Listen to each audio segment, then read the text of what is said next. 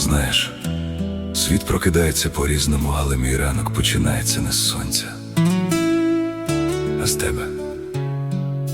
Послухай, це для тебе.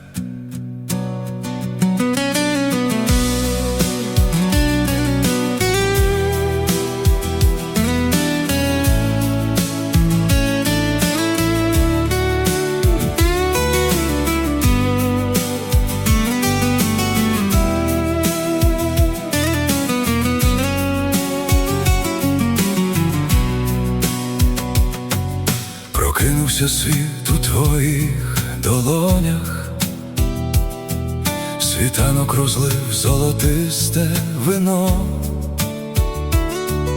і сонце заснуло у лагідних скронях, заглянувши тихо у наше вікно.